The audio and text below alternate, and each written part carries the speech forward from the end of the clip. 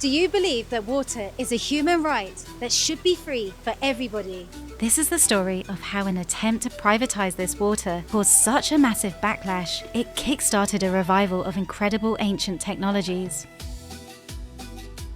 Because of the steep and volatile terrain of the Andes Mountains, the ancient people of this region developed a complete system of strategies to manage this difficult environment that were so successful they supported a succession of some of history's most advanced civilizations, a system that revolved around water and managing entire watersheds from the top to the bottom of their mountains that are still as effective today as they were thousands of years ago.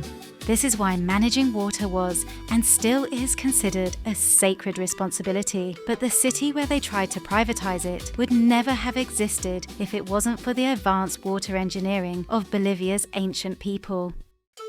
The city where they wanted to privatize water was the ancestral and cultural heart of Bolivia, Cochabamba. This city was home to some of the most advanced ancient civilizations in history, whose entire way of life, culture, and spirituality was based around water. And because of that, their descendants did something incredible.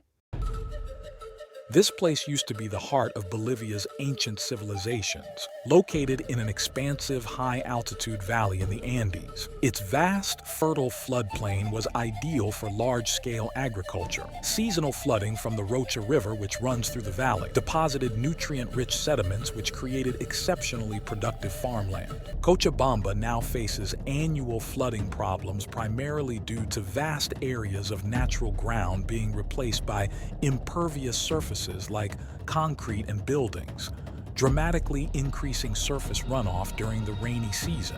Then compounded with worsening droughts year on year, the city has also faced continuous water shortages.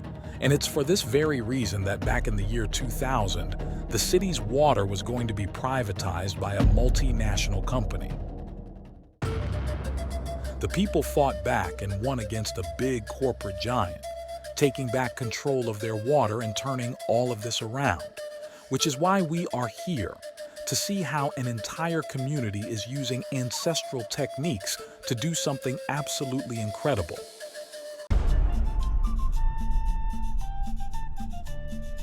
Behind me is a large reforestation site of native Andean trees.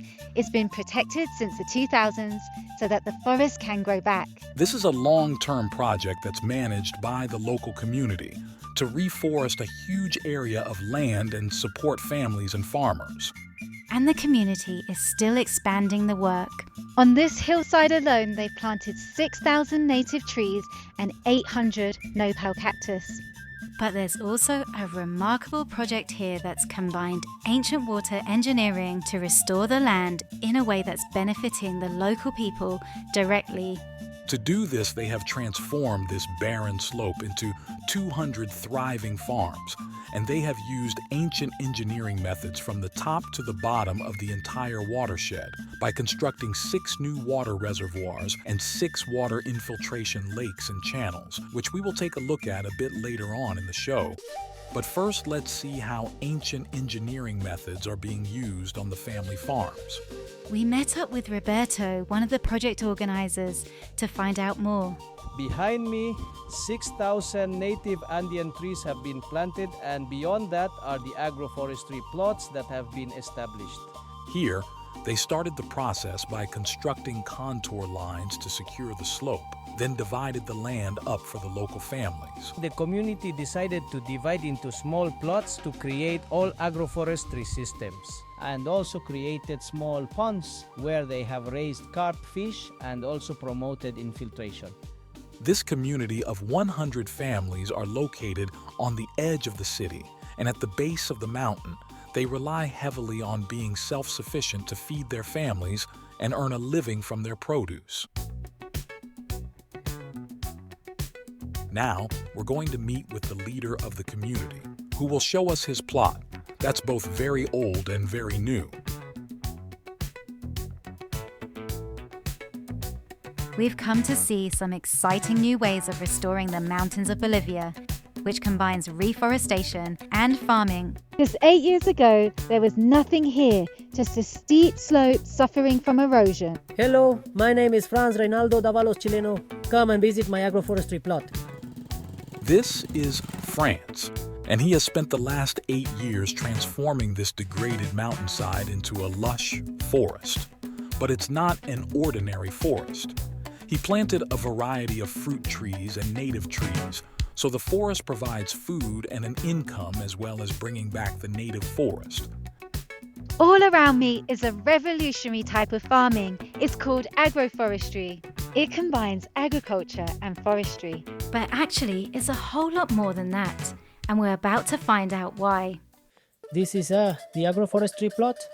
We have a tree that is forest tree and a fruit tree, which is the apple. Within this system, we also have medicinal plants. This, for example, is a medicinal plant. It is called muña.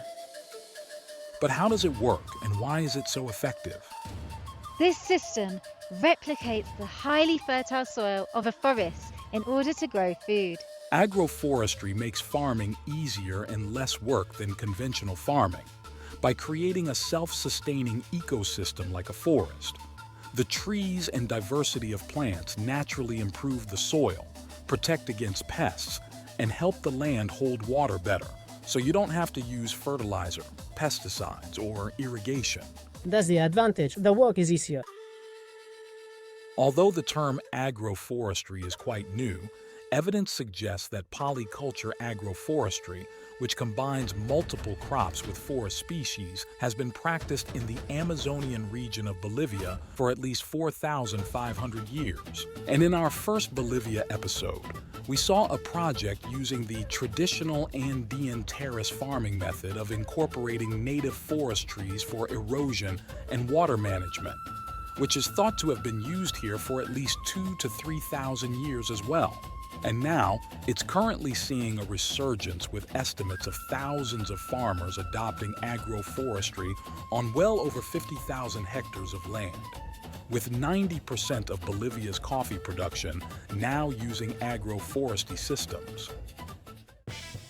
Next, we met up with Andrea, who has worked with communities and organizations across Bolivia on restoring the Andes and traditional farming.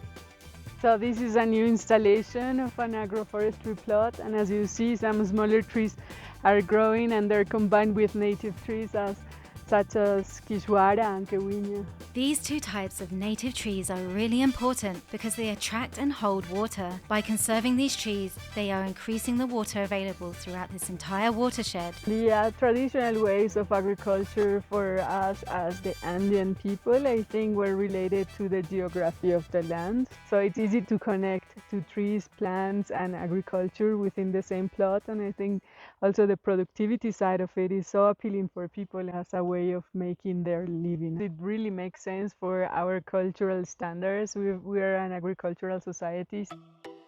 Another ancient system they are using here is making reservoirs, which the ancient people of the Andes used very effectively to store and redirect water. This reservoir holds 500,000 litres of water, and it was built by the local community. The water here supplies 80 agroforestry plots for 100 families on the hillside below us. There are 6 large reservoirs just on this side of the mountain and many smaller ponds. This was a fundamental way the ancient people of the Andes fed large populations while preventing erosion and landslides. By engineering a connected system of capturing and redistributing water for irrigation. A 380,000 liter reservoir above us is connected to this one, and another 400,000 liter reservoir lower down, which supplies drip and sprinkler irrigation for the agroforestry farms. So a microclimate is being created here. Thus, an integrated water management system has been implemented. The reservoir is also providing water to the community below, so they can irrigate their crops on their family plots all year round. Hola. We've come to see Magali to find out how it's helping her on her family farm. I'm here with Magali. She's one of the families that's receiving water that's coming from the mountain. Ponemos aquí 2 meses, dale la cebollita. In the rainy season, the crops can be rain-fed, but now we can irrigate all year round with the reservoir's water. Amazingly, Magali is able to grow enough food on this small plot for her and her family of 7 people. We produce for the whole family, for all of us. We grow a little of everything, so it supplies us all year long. The plot is just 800 meters squared and she's growing a full range of vegetables here. I'm growing totally naturally here. I don't use any chemicals. Everything is natural. In Bolivia, a lot of people like Magali grow most of the food they eat, and these reservoir projects are really important for them to water their plants. So this is a perfect example of how the water projects in the mountains help the people to sustain themselves all year long. Magali now produces enough extra food that she sells at the market twice a week.